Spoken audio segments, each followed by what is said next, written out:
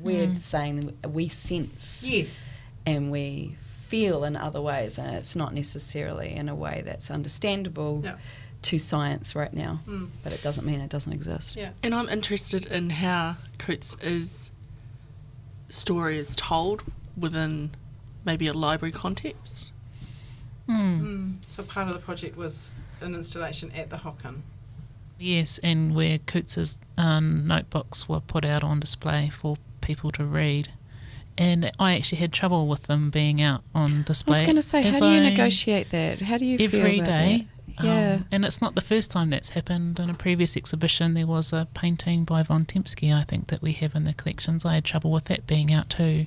But it was actually a conversation I had with you, Lou, about, you know, what do you do when, you know, and it was about thanking Coutts for the knowledge that, you know, or the data, I think we called it data, that he had provided, and then it's now our job to take that data and make our own indigenous interpretation from that, reclaiming that, I think.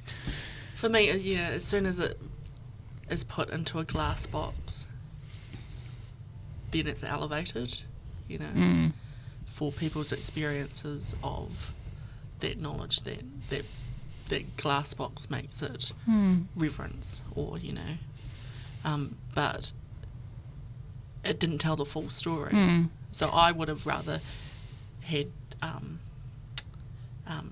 Vicky's story, or the whānau story behind that, and using the data. Yeah, Using contextual. It's all about context. Yeah. And so when you put it into a box. And context from an Indigenous perspective rather than just a dominant culture perspective, I guess. Right? It's been really important for me that I'm available during this ongoing project, and that was the element I found missing from the Hocken installation.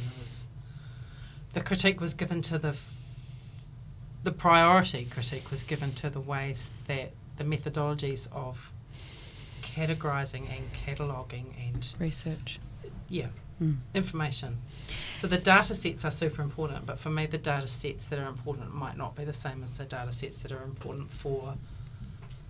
Yeah, and I think that's a really good point that you bring out, and I think this is a struggle for Indigenous researchers as well, is the fact that what is put up or elevated, as you say, is often not necessarily what's important for the peoples that is, and trying to, it's a constant balancing act, because it's not to say that the other research isn't important, because it has its value as well, from a point of view of helping us learn more about our peoples.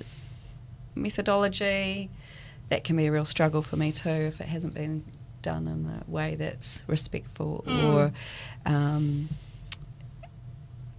in cahoots with communities, but often research in the past was done like that, and that's, I mean, I have that struggle with my people as well, and the work that has gone before, and then trying to kind of, you know, at this point in time, look at how we can do things better and how we can bring those stories together to have a more rounded or holistic view of what is important for our peoples and for the world that wants to research. You know, for my girls, you know, when in school, when there's talk about Egypt and the pyramids, you know, what are they? Good well, question. what do you think they are? Yeah. Oh, that's where they bury their dead. Yeah. Right. So what do they become? So it's all these stories that are fascinating, eh? It is.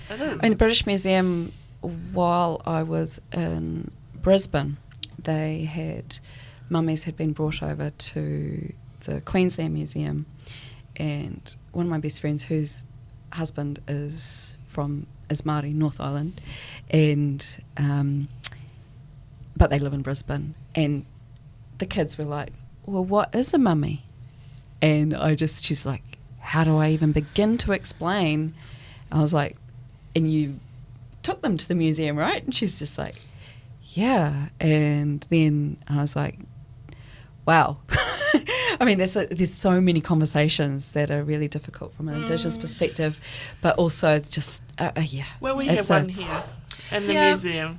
Yeah. And each time I go, sorry. Yeah. I used to do that on my daily rounds when I was on the floor in the museum. Was just to pop in and say, hi, you okay? She's special here. We've made a special place for her, and we tell her story, and we're not afraid to talk about these things, about whether it was appropriate for her to be taken out of Egypt in the first place, or what's the process of returning her to her descendants, and all of these conversations. And the thing that I felt most important to hang on to here, she's special, as long as we're really mindful of. We go into that room and we acknowledge that. Yeah, we look after her. Yeah, I think they do a pretty good job of looking after her. And I'll never forget, as a very young kid, going into Auckland Museum and having a similar experience with the mummies there.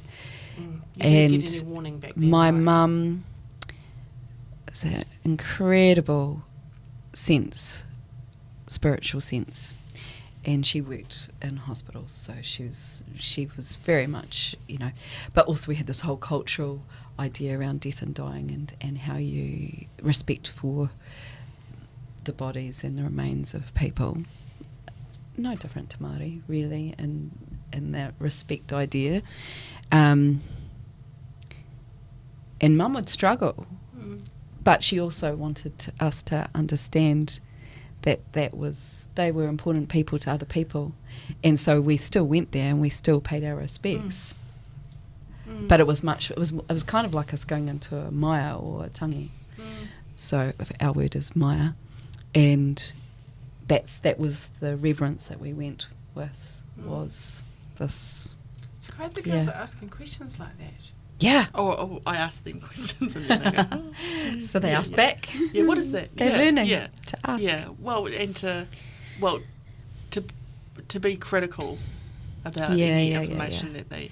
And that can be challenging sometimes, because sometimes the questions that come out you don't expect either. Yeah. That's what I found with our kids. And I'm just like, well, okay, how am I going to do this? And I think it's really important that institutions like libraries and museums are open to criticism and us having that conversation rather than being brick-walled, especially, university institutions where they still work on items that they have in their collections. It's really important to acknowledge that you might not know everything. It's always good to get permission too. Yeah. My mother's gifted some of her tissue to research for medical research, and I really struggled with it when she was alive, and she said, it's my body, my choice, and I'm doing this for you and your descendants, because the researchers might be able to uncover some really useful information using my DNA. So, okay. And she was really very, very clear about that they're not bullying me into this. I'm making a conscious choice. Yes, that's right. So I have to accept that. I'm still not that keen on it. I won't be gifting my DNA to medical research, but I might get to that same point that Mum got to in her life, where I might think, okay, that's really necessary for the sake of my moko. But there was permission sought and permission granted, and I think that for me the Coutts collection thing will always have that undercurrent of no permission sought and certainly no active permission granted.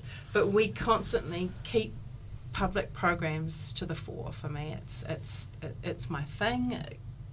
Speaking with the immediately affected parties, that my colleagues around me, the descendants that I stand with, my whanaukā, who would like to acknowledge our tupuna whose material has been taken and still languages in these boxes that we're digitising. So the overall project is that we're digitising it, which means taking a digital photograph of the contents of each box so that the boxes can stay safely on shelves without being moved, so without damaging their contents. A researcher can flick through the images and can flick through the descriptive keywords. We've added an extra layer of kupa Māori to the,